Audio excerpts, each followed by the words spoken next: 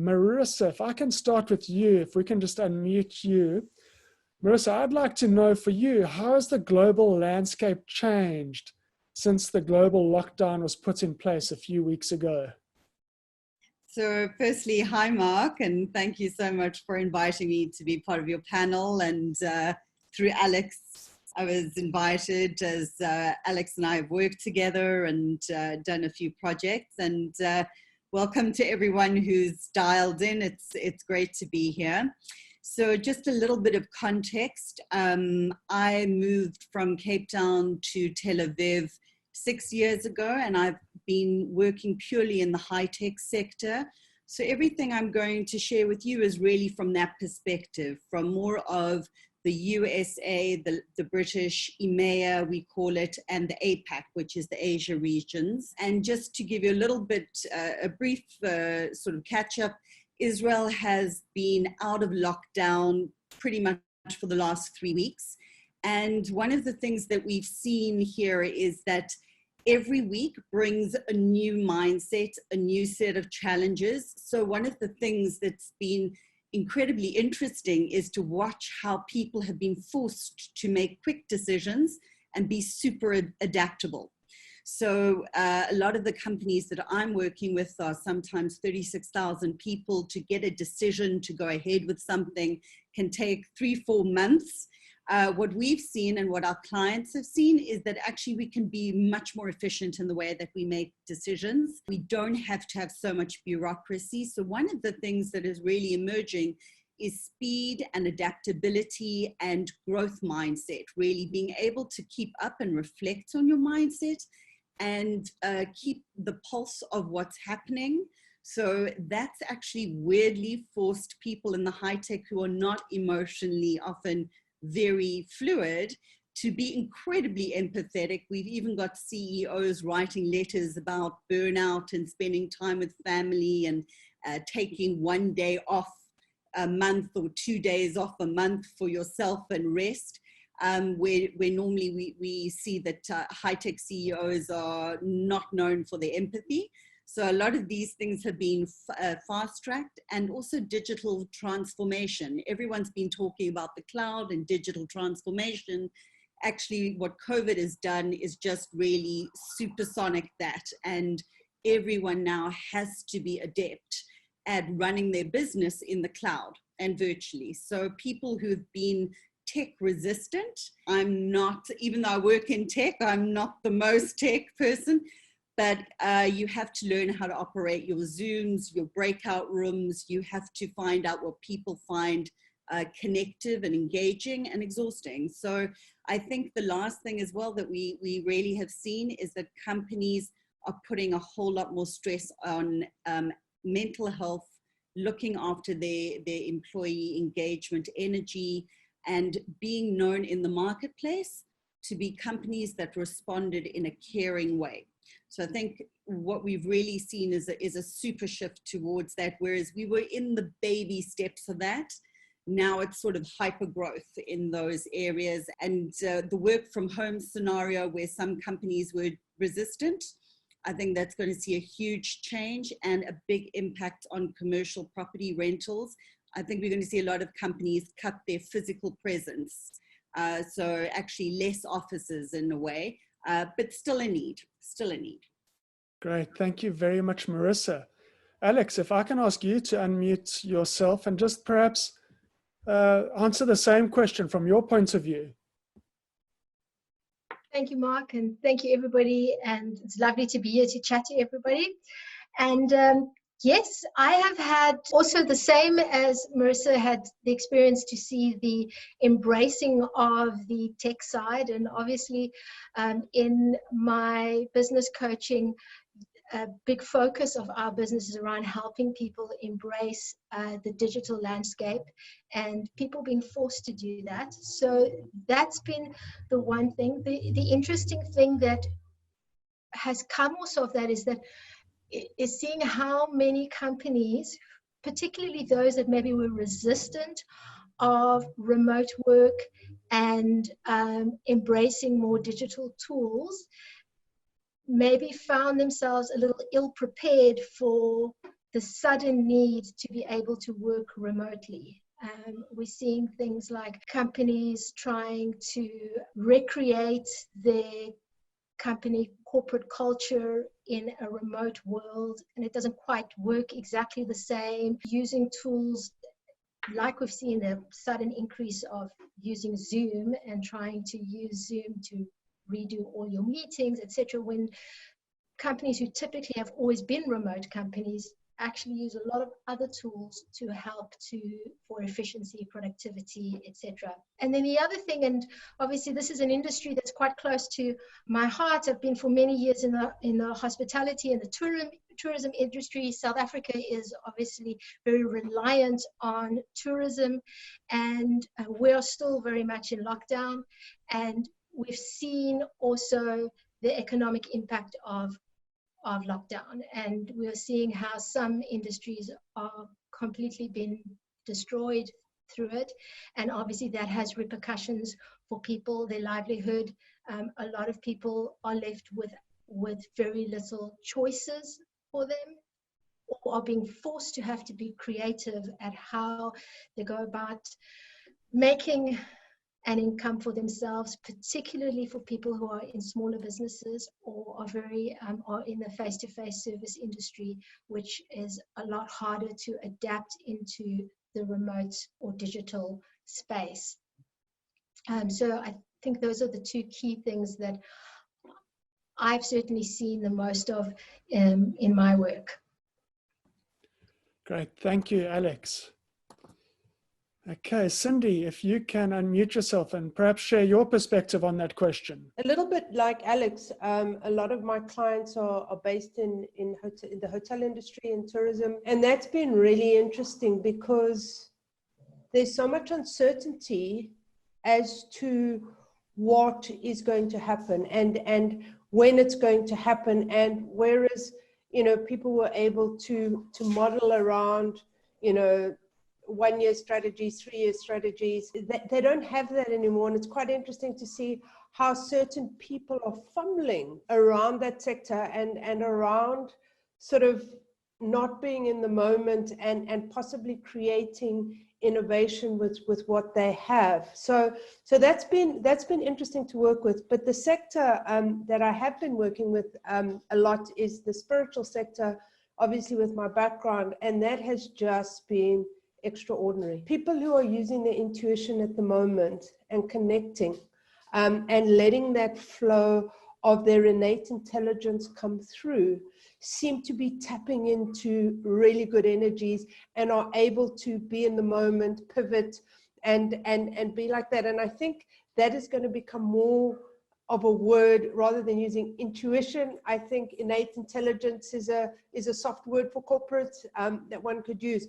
But we're seeing people embracing that a lot more, and certainly with therapists and the personal development sector, there's been an audience that has wanted to develop, and so the personal development sector has grown. So it's interesting. So the two different sectors have two very different vibrations, and it's how we as coaches can support that.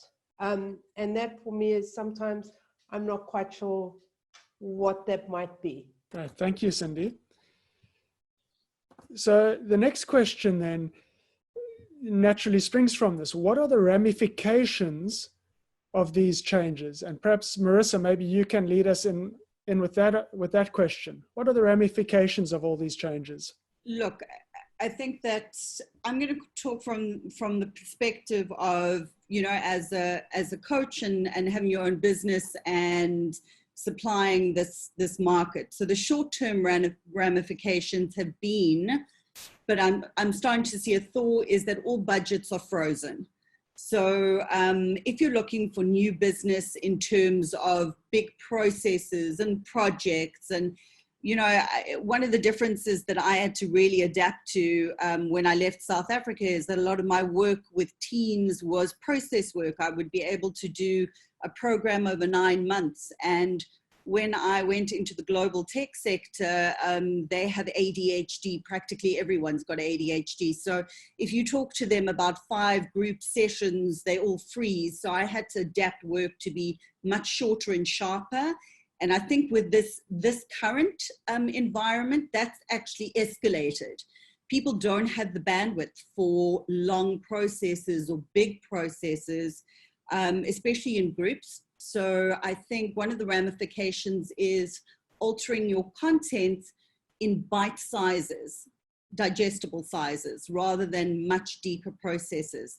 I think if you're doing one-on-one work, then that deeper process you can always go into, and there's always room and space for that. But I think if you are a facilitator pitching for new business at this stage, to understand that there is a freeze. However, the good news is that because people are not having big conferences and using budget for flying and hotels and hiring out these big conference centers and paying, tens of thousands of pounds to entertainers for, an hour, they've got that budget there to access. And if you position it in the correct way, which is, I believe that a lot of companies are very concerned about their employees' mental health and well-being. My area is to coach leadership and mindset and growth mindset. So that in a way, I've still got new business during this time, but it's everything big and long-term has really been frozen. And I think you have to be very, very adaptable and look at how your product can speak directly into the burning points. And those burning points are changing literally every week. There's something else that was relevant, but 2-3 weeks later, not so relevant. So you've got to be very adaptable yourself about how you're positioning and what you are speaking about, that your clients are going to open up their budget to you. Great. Thank you, Marisa. Alex, if I can ask you to take that question and let us know your thoughts about that. I'd like to answer this more on an individual level and what I'm certainly seeing, not only from a coaching perspective, but seeing just in general as dealing with anybody and everybody that I deal with in my life. I think that we are certainly at the moment in a stage where there is a heightened level of fear. And a lot of it is due to uncertainty. There's so much mixed messaging. People don't know what to believe, what not to believe. We, as humans, don't do well when we're not in control of things. And there's been a huge need for people to surrender and embrace what they really don't want to. In an earlier discussion that we had, one of the things that came up was that initially when we had our lockdown in South Africa, it was supposed to only be for 2 weeks, and we saw a very high level of people buying in and supporting it and being okay with it because it was finite and in control. It was something that was completely easy to plan and control around, etc. It then got extended, and you started seeing there was a shift in how people were accepting it because of the sense of uncertainty. And as people just don't do well with uncertainty. And so we're seeing a lot of fear, panic, anxiety. What comes out of it is that people often can go into fight, flight, or freeze mode. And we are having to deal with people in a acute version of those situations and dealing and facilitating processes for them to deal with that kind of trauma, and particularly for those who've been hit hard economically, like if you've suddenly lost your job, or you've had your salary cut by 60%, or that kind of thing, which we're seeing so much of, and people are feeling a little helpless and they don't know when the end is in sight. Yes, there's a lot of work around trying to help people manage that fear, and in order to get out of that fear so that they can be more focused on the greater community. And I think one of the things that has come out for me quite clearly in this is that from a societal point of view, we need to be a lot more community focused, or and essentially this virus, the way you beat it is by being other focused. You don't beat it by being focused only on yourself. You know, everything about lockdown, social distancing, wearing masks, everything is about being other focused. And if there's anything that's come out of it, is that we've probably been too self-focused and self-centered. And for me, the messaging is that as a society, we need to be focusing a lot more on what is good for the greater society and adapting our way that we engage and interact with the greater society. Great. Thank you, Alex. Some insightful thoughts there. Cindy, can I ask you to share your thoughts about that question?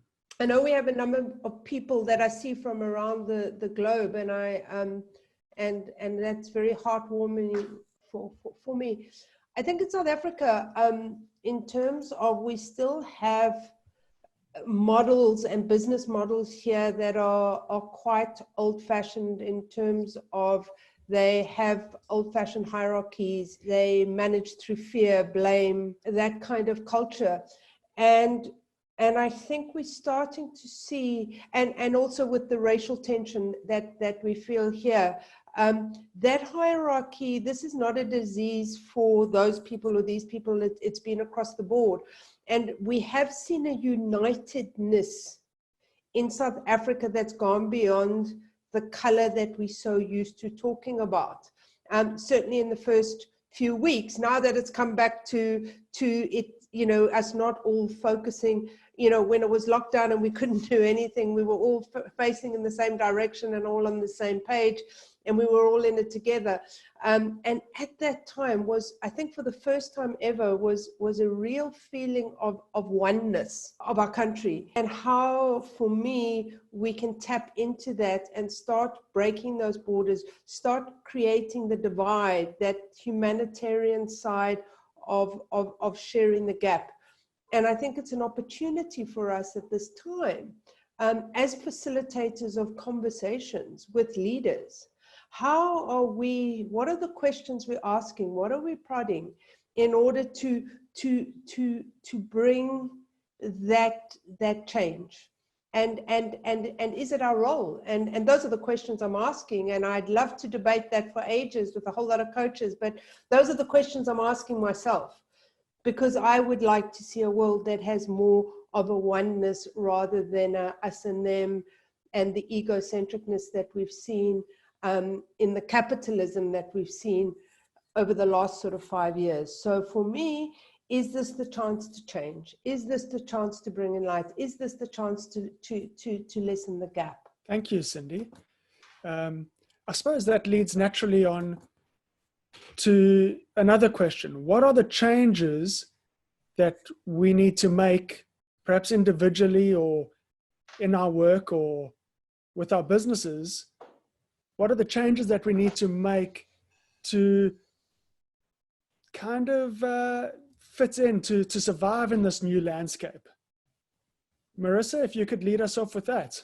So for me, I think there are two aspects: the one-on-one coaching, and of course then group facilitation. I think just in the big picture, if we're looking at mindset in business, and again, just to sort of reiterate my context, I'm working in the high tech, which is very quick moving as it is without this COVID and all this volatility. It's a very tough arena, very smart people. And I think in the mindset, I think that one of the things that I have to play with as someone who's coaching leaders and who is leading transformation in teams around their mindset is that the empathy and having deeper conversations, because people are really, really for the first time, they have been exposed to leaders' fears about their parents contracting COVID, or their partner having weak lungs, or people's mortgages that they might not have to pay because can't pay because they're being put on half salaries. So I think what is interesting here is to take the bit and to push into a more spiritual dialogue in this very high-tech world, which is very normally averse to anything too in-depth or emotional. Even though over the last 3-4 years, there's been a lot of talk about leading through empathy, and this is still the top companies like Google who have got these kinds of mandates going through. But I think that as the role as a facilitator and a coach, we can really now push that conversation of diversity, resilience, work-home integration, not balance, and making policies in the workplace that really support the family. So for one example, I see, some of my clients are talking about taking the money for Vegas and using it for people to reward them and their family. So this is the first time we hear business talking about the family unit, not just the individual, and rewarding it. I think in terms of our business one-on-one coaching, I've got to say 70% of my coaching is done remotely anyway. I'm coaching America and Asia and so forth. And about 60% of my clients actually never ever meet face to face unless we fly in somewhere to do a workshop. So I think on the one-to-one coaching area, there's not much of a change here. I think we can really drive supporting leaders to support the transition and the volatility and the uncertainty, and making space for more personal conversations. That's an area that we, as business coaches, we can definitely start to expand a lot more on, rather than just strategic and tactical coaching. And then in terms of workshops, we've got to start to offer packages that are obviously more tailored for the virtual world. I have been working with virtual workshops for the past 2 years. So I've got a feel for, I've been able to do 4-hour workshops, 5-hour sessions. And I think it's like a new skill. It's a new endurance. We're going to have to build it up.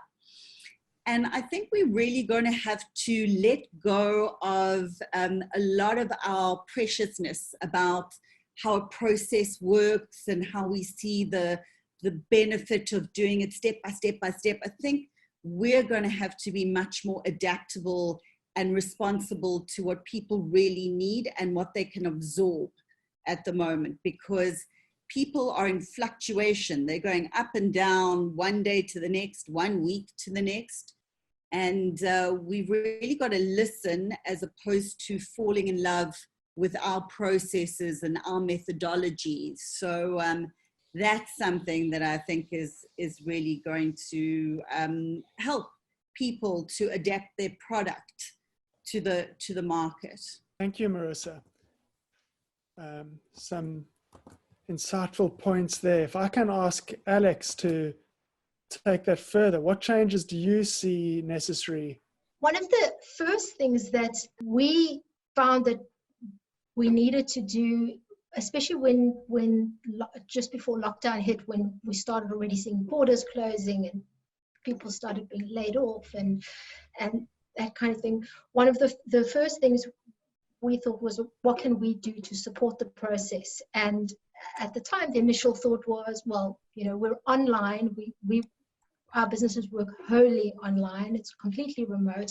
And a significant part of our product is e-learning based products and courses and so on. So it seemed like a very simple decision at the time to just simply say, well, let's just open all our courses for free and let just people have them. It doesn't cost us anything to do that. But what's come out of that was the realization that actually we're probably going to start seeing that the whole pricing model, pricing structure, how we actually contract with clients is changing. Certainly we found that.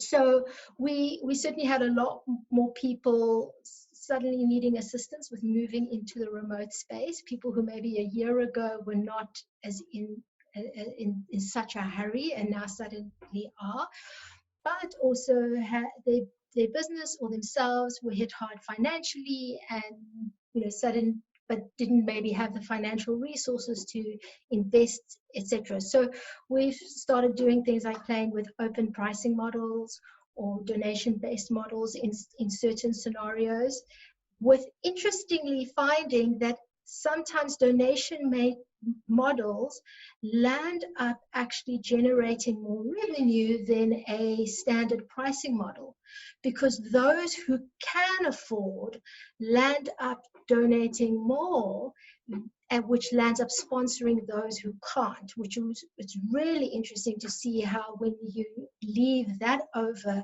to the community to decide what the pricing should be, how actually the business lands up being rewarded more because you're giving them your trust in that. And then the other thing was playing with models around revenue share. So sort of doing work up front with a revenue share down the line, which make us more in partnership with our clients than necessarily having a client service provider type relationship. So seeing also more of that. So we're working, it's more sort of like, yeah, as I say, in partnership, we're working hand in hand with people. We're in this together, as opposed to, you have a problem, I'm going to try and help you solve it, but actually it's still your problem. So we're finding that that's come up a lot more, just working side by side.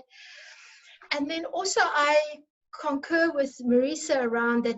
I think the space opens up a lot more, that we can, that there's a lot more openness towards a more spiritual take on things. People are a lot more open to different ways of approaching and dealing with challenges, whether it be in the workplace or in our own careers or as individuals, and looking for solutions other than necessarily the traditional headspace-centered solutions, and also more heart and spirit-based centered solutions. And I think that the coaches who might do really well with this are those who can introduce the spiritual element. And I'm going to, I'm not exactly sure how to word this, but without the woo-woo, if I can say, without the you know, if it can be still kept, the language to be kept quite business-like, corporate, because that makes it more accessible, but in essence, it's the same practices, it's the same understanding and intelligence that's been brought in.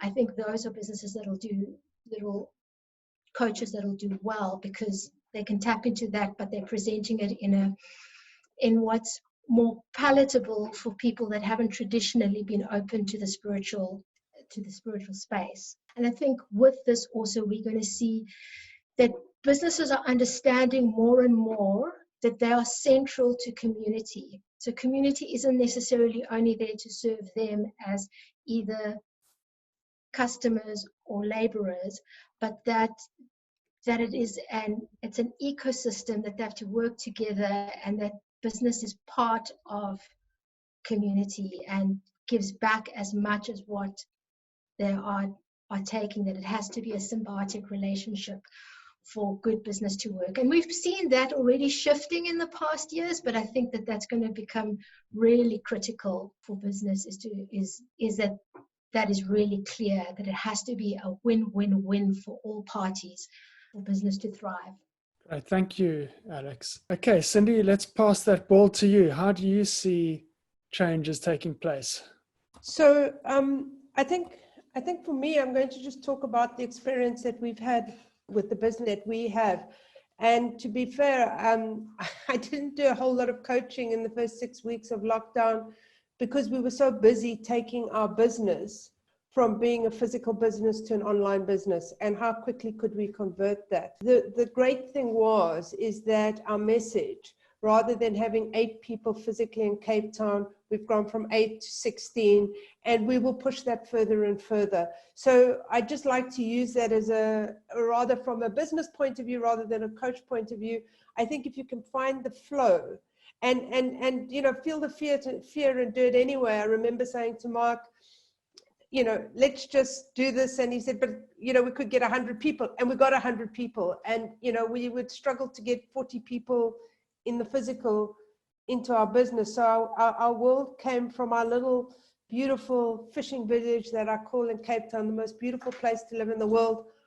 Overnight, we opened to the world. And that was just, for me, a beautiful experience. And I think I just want to share that. That was really important and amazing for me as a business partner. Great. Thank you, Cindy. I actually just wanted to carry on off of what Cindy said, is that I think that one of the things that has really popped people's brains open here is that we are literally now the global village that we've all been talking about. So before, when I left South Africa to come to Israel and I positioned my clients to do remote coaching, I would say like 80% of them were resistant to it. And I think now it's going to be standard. I think that we can reach all sorts of markets that we couldn't before. And one of the things that I've definitely seen as a business change is that there is more collaboration than competition. So there are companies that are going to try to drive the competition down and bargain their service providers into the ground.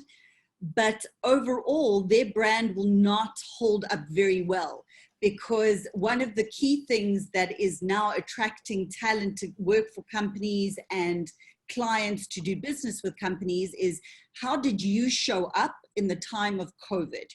And one of the things that I think that people are much more open to now is collaboration. So if you are reaching out to someone in America or in, you know, Brazil or whatever it is, then you have a reason, because we've all gone through a united experience. And that way it's a lot of fun now that we can actually see ways to play with all these different countries and all these different people, because we've all gone through this collective, you know, there's nothing like a trauma to bind people. Okay, so everyone remembers where they were on 9/11, or when Princess Diana was announced, that tunnel. I mean, everyone remembers where they were. And so this is a great way to open a conversation and to get in there in a really connected space. So I think that I just wanted to bounce off of Cindy's point, and also to talk to Alex's point about companies being responsible for community. I also think companies now can have the opportunity to create themselves in a global community of their industry, not just in a local, national spectrum. Thank you, Marisa. So what we're going to do now is we're going to open up the conversation. Ron Holmes, I know you're an executive coach. Ron, can you just introduce yourself briefly and share your comments? I think you've got to unmute yourself, Ron. Yeah, hello everybody. Great conversation, appreciate it. Nice to see you, Mark, and a bunch of people I know. Now, what I was going to say, I did a little webinar for a client I'd never met. It was a fintech company, about 28 people. And I happened to have mentioned that I could do a meditation, and I'd sort of gone out of my head, and we finished 10 minutes early. And they all said, what about the meditation? So I found myself facilitating an online sort of body scan meditation, which I really hadn't planned, but I was echoing, I can't remember who said it, but this spiritual thing is kind of in the air. It's interesting, that was a collaborative. There's something I'm certainly getting, that we don't have to be an island anymore. And I think a call like this, you know, why try and work it all out yourself when you can join minds as we're doing? It's like, I wouldn't want to go back. And I just find my behaviors changing. I'm going, who can I reach out with? I connected with somebody this morning based on a call the other, etc. I'll just leave it there. So echoing some of the thoughts. Thank you. Yeah, thank you very much, Ron. Yeah, there's definitely a, you know, when people are struggling to understand some big things in life, sometimes we do look upwards or inwards rather than just at what's been happening in the past, or, you know, we change our perspective because it needs to change. Alex, I saw you had your hand up. You've got a comment to share? Yes, thank you, Mark. I actually wanted to piggyback off Marisa after she piggybacked off Cindy. So I think part of what we're going to see, especially as Marisa was saying about how people are going to work more together as opposed to necessarily competing, is that we are seeing, I think people are starting to realize that we actually live in a world where there is abundance. And we do not necessarily have to operate in this mindset of scarcity. And this is where the strong competitiveness has always come from, is that the belief that the pie is so small and we have to fight for a bit of the pie. But actually, there is a huge pie. It's just been given to a very small entity of people. But there is a big pie, and there is actually enough to go around. And if we can work together, it'll share better and the pie will probably be bigger. And so there is abundance. And I think that that's going to be a key part, is that shifting into this understanding that there is so much to go around, and none of us need to have everything, but we can all have enough if we're happy to have our little bit and work together with everybody else. And then there's plenty. Thank you very much, Alex. I loved the story. I'm not sure, Marisa, if you saw it, but there's a lovely story in South Africa. One of the big supermarkets, it's a Spar, so I think they're mostly franchise-based. And the one Spar opened up some shelf space to the shops nearby that were unable to open in lockdown. And this is a real me versus we moment, because you know, the owner of this particular store realized that he actually needed or wanted for the higher good that the other businesses in his neighborhood survived. And this was a real profound outcome from this lockdown that I saw. Yeah, thank you, Claire. The Spar in Plet. Yeah. Right, and there was also, I think, another Spar that closed their stationery section. And they said, please go and buy from, in the same complex, there was a small stationery shop. So I think it's infectious. It's fantastic. Yeah, and it's one of the real profound outcomes of this. You know, we kind of need everybody to survive. We can't have massive portions of the population dropping off. You know, people are still paying their staff who can't work if they're able to. Yeah, a wonderful outcome. Hey, Mark. Hi, panelists. Thank you very much for the engaging chat and for having this. It's been really eye-opening and refreshing.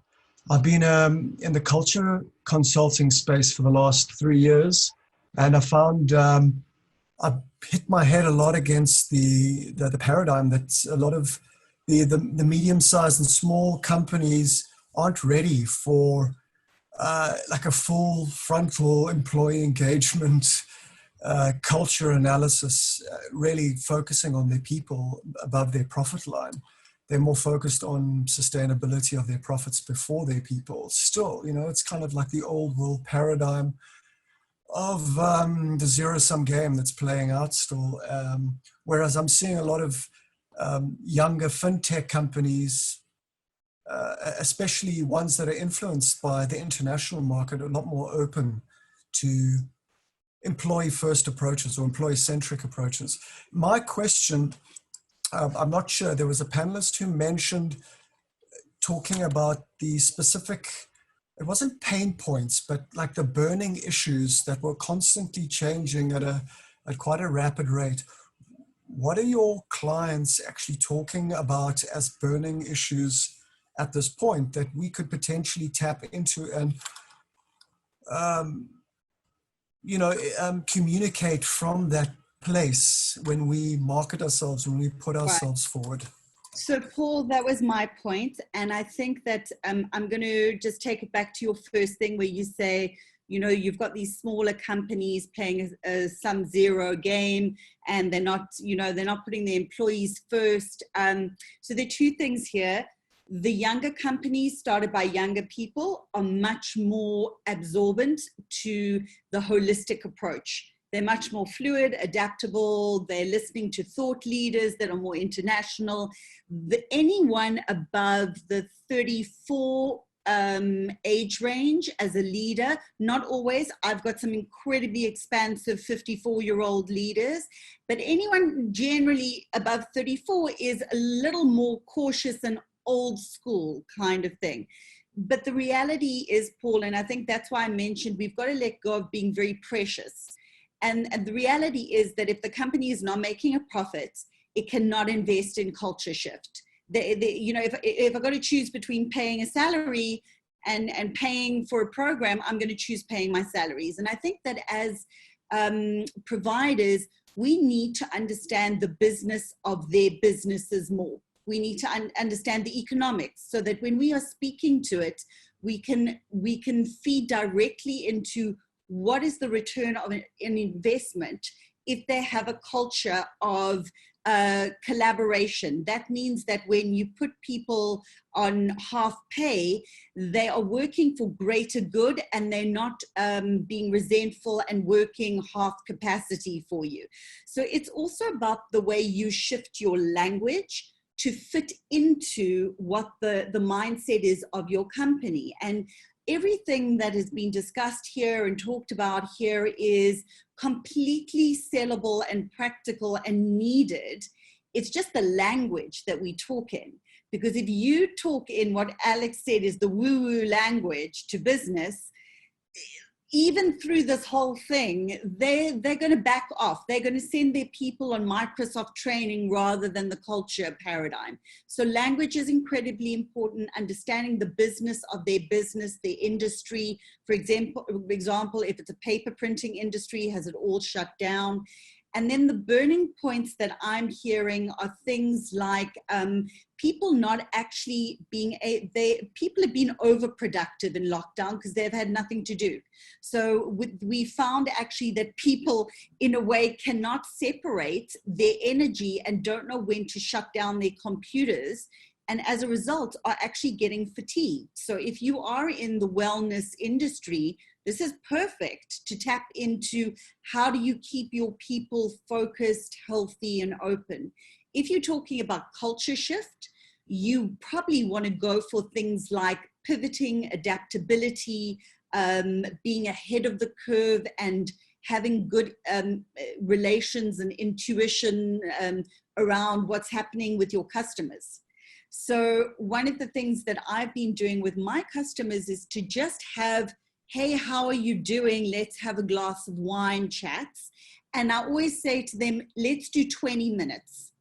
And if they want to book more, they can book more. One of the things that I would say of getting people's time now is to make it bite size, because people's bandwidth is so pulled on that if you say, oh, can we book a meeting? It's like, oh my God, 30 minutes, 45, an hour. But if you say, hey, let's have a 20-minute chat, that's much lighter for someone. So those are just some of the things that I would say in answer to your dilemma. Great, thank you, Marisa. We've got time for one more question, and Brenton has patiently had his hand up for some time. Brenton, can you unmute yourself and share your question? Yeah, sure, with pleasure. Thanks, Mark, and thanks everyone. What a fascinating conversation. So just the thing that's really jumping up for me as a coach and as a facilitator and dealing with certainly my clients around the world at the moment and noticing what's happening in the world is relationships are at the core of everything, whether it's business, whether it's in the business, whether it's client relationships, supplier relationships. And the thing that holds that together is connection and communication. And so because we're all working remotely, what I'm noticing a lot of is that we're all able to set ourselves up with a Zoom account and to click on a link and join a meeting. But the majority of people aren't investing time in learning how to use the technology properly. And so at a time where we really need to be building and maintaining and working on connections very strongly, we're actually doing ourselves a disservice by using the technology badly. And so what I'm noticing is that there's a lot of value in upskilling ourselves as coaches and facilitators so that we really are familiar with the tech and the different platforms that are in use, Zoom, WebEx, Teams, you name it. And then being able to just guide the people that we're working on and with to be able to be more familiar and competent themselves, so that by extension, they're able to then guide and work with the people they're working with in their business and outside their business. Because if we don't get that right, people are stressed enough as it is at the moment, and there's nothing worse than a bad online meeting to make that even worse. So just, it's an invitation really to everyone to just invest time in learning the tech, and it's quite easy to do. So thank you. Thanks for accommodating that.